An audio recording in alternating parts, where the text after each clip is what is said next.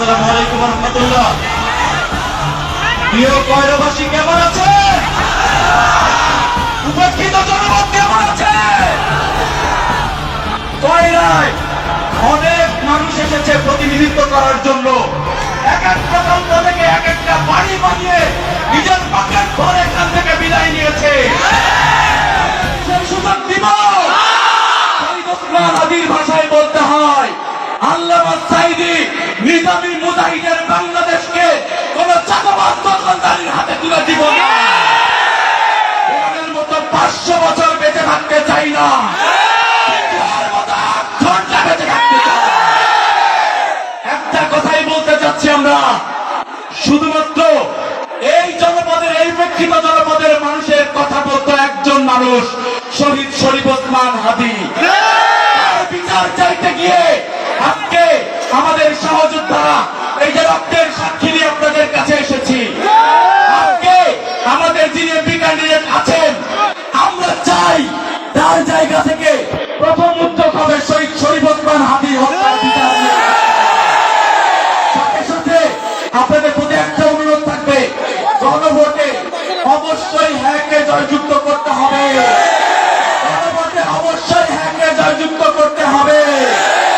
এই কয়রার কাদামাটি থেকে বেড়ে উঠেছি। 2017 সালে এই মসজিদেই জঙ্গি ট্যাগ দিয়ে আমাদেরকে বের করে দেওয়া হয়েছিল।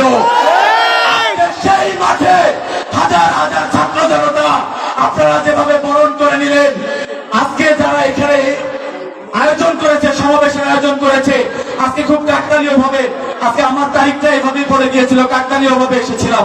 আপনারা যে সম্মানটা দিয়েছেন, সেই 2017 সালে আমি আবার ফিরে গিয়েছি। যেভাবে লুকিয়ে চুরিয়ে আমার মাকে বলা হয়েছিল একটা জঙ্গির সন্তান, সেভাবে লুকিয়ে চুরিয়ে এই কয়রা থেকে বিদায় নিতে হয়েছিল। আজকে সেই কয়রার মাটিতে স্বাধীনভাবে আসতে পেরেছে, আলহামদুলিল্লাহ। আপনাদের প্রতি অশেষ কৃতজ্ঞতা এবং আপনাদের প্রতি অশেষ আপনাদের কাছে দোয়া আছে। বিদায় নিচ্ছি। আসসালামু আলাইকুম ওয়া রাহমাতুল্লাহি ওয়া বারাকাতুহু।